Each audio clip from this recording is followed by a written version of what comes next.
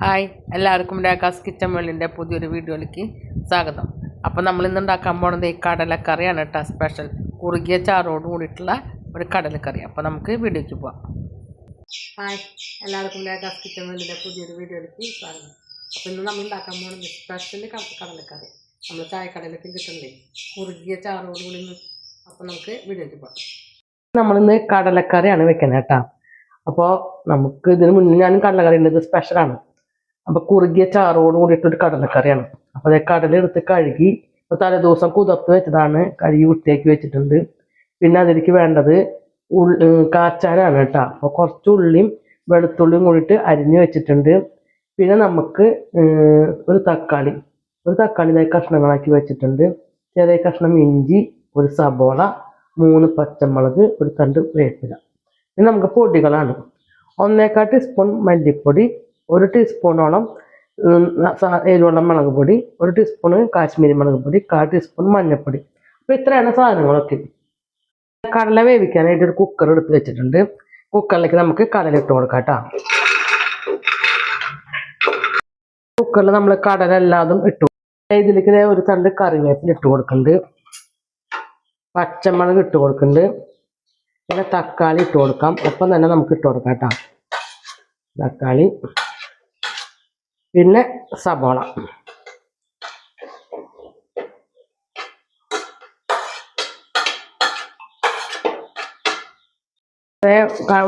കടലയ്ക്ക് ആവശ്യത്തിനുള്ള ഉപ്പ് ഇട്ട് കൊടുത്തിട്ടുണ്ട്. നമുക്ക് ഇതിലേക്ക് ആവശ്യത്തിന് വേവാൻ ആവശ്യത്തിനുള്ള വെള്ളം കൂടി ഒഴിച്ചു കൊടുക്കാം കേട്ടോ. കടല മുങ്ങണ രീതിയിൽ വേണം നമുക്ക് വെള്ളം ഒഴിച്ചു കൊടുക്കാൻ. ഇത് അടച്ച് വെച്ചിട്ട് ഒരു 6 വിസിലടിക്കണ വരയ്ക്ക് വേവിക്കാം കേട്ടോ. നമുക്കിത് സ്റ്റൗവൊക്കെ കത്തിച്ച് കൊടുത്തിട്ടുണ്ട് 6 വിസിൽ. അപ്പോൾ അതേ കുക്കറിൽ ഇപ്പോൾ 6 വിസിലടിച്ച് നിർത്തിയിട്ട് എയറൊക്കെ പോയിട്ടാ. ഇനി നമുക്കിത് തുറന്നു നോക്കാം.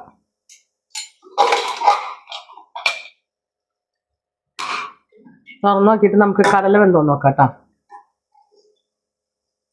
കടല എടുത്തിട്ട് ഇങ്ങനെ പിച്ചുമ്പോൾ ഇതാണ് വെന്തത് കേട്ടോ, വെന്തുണ്ട്. ഇനി നമുക്കിതിലേക്ക് കുറച്ച് കടലയും കുറച്ച് തക്കാളിയൊക്കെ എടുത്തിട്ട് കുറച്ച് എടുത്തിട്ട് ഒന്ന് മാറ്റി വെക്കാം കേട്ടോ. ഒന്ന് അത് അരച്ചെടുക്കാൻ വേണ്ടിയിട്ടാണ്. അപ്പോൾ ഞാനൊന്ന് മാറ്റി വെക്കുന്നുണ്ട്. നല്ല ചൂടാറാൻ വെച്ചത് നന്നായി ചൂടാറിയിട്ട് കേട്ടോ. ഇനി നമുക്കത് ചെറിയൊരു മിക്സിയുടെ ജാറിലേക്ക് ഇട്ട് കൊടുക്കാം. ഇതൊന്ന് അരച്ചെടുക്കാം കേട്ടോ. പ്രത്യേകിച്ച് വെള്ളമൊന്നും ചേർക്കണ്ട, ഇതേപോലെ തന്നെ ഇട്ടിട്ട് നമുക്ക് അരച്ചെടുക്കാം.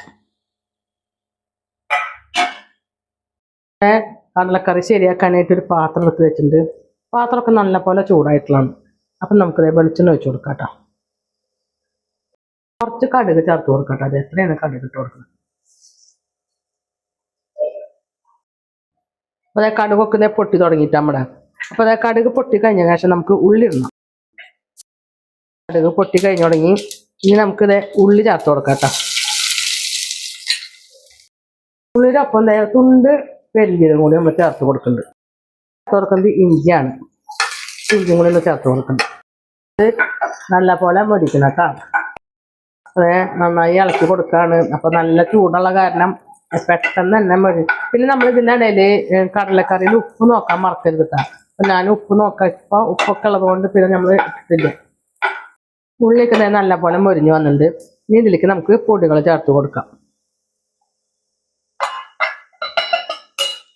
അതിനുശേഷം നന്നായി പൊടികളുടെ പച്ചമണം മാറുന്ന വരയ്ക്ക് നമുക്ക് ഇളക്കി കൊടുക്കാം കേട്ടോ.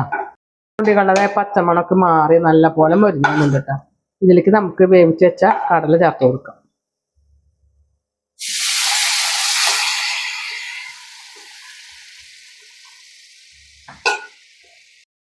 ഇനിയിപ്പോൾ കടലയൊക്കെ ഞാൻ ചേർത്ത് കൊടുത്തിട്ടുണ്ട്. ഇനി നമ്മളതിൽ ചേർത്ത് കൊടുക്കുന്നത് അരച്ച് വെച്ച കടലയാണ് കേട്ടോ.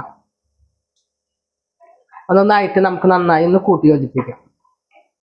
കടലൊക്കെ നന്നായി തിളച്ചിട്ടുണ്ട്. ഇനി ഇതിൽ നമ്മൾ പെരുംജീരകം മസാല ചേർത്തിട്ടില്ല, ഗരം മസാല. അപ്പോൾ 1/4 ടീസ്പൂൺ ഗരം മസാല കൂടി ഒന്ന് ചേർത്ത് കൊടുക്കുന്നുണ്ട്. ഇനി നമുക്കിത് ഒരു തണ്ട് കറിവേപ്പിലും കൂടി അതിൽ ചേർത്ത് കൊടുക്കാം. അപ്പം നമ്മുടെ കുറുകിയ ചാറോട് കൂടിയിട്ടുള്ള കടലക്കറി ഇവിടെ റെഡി ആയിട്ടുണ്ട്. പല വീഡിയോ ഇവിടെ വൈൻഡപ്പ് ചെയ്യാണ്. വീഡിയോ ഇഷ്ടപ്പെടുകയാണെങ്കിൽ ലൈക്ക് ചെയ്യുക, ഷെയർ ചെയ്യുക, സബ്സ്ക്രൈബ് ചെയ്യുക, കൂടെ ബെൽ ബട്ടൺ അടിക്കുക. അതിൻ്റെ ഒപ്പം തന്നെ ഓൾ എന്നുള്ള ബട്ടൺ കൂടെ അടിച്ചു കഴിഞ്ഞാൽ ഞാനിടുന്ന വീഡിയോയുടെ നോട്ടിഫിക്കേഷൻ വരുന്നതായിരിക്കും. പുതിയൊരു വീഡിയോയുമായി വീണ്ടും വരുന്നതായിരിക്കും. അതുവരെയും ടാറ്റ, ബൈ ബൈ.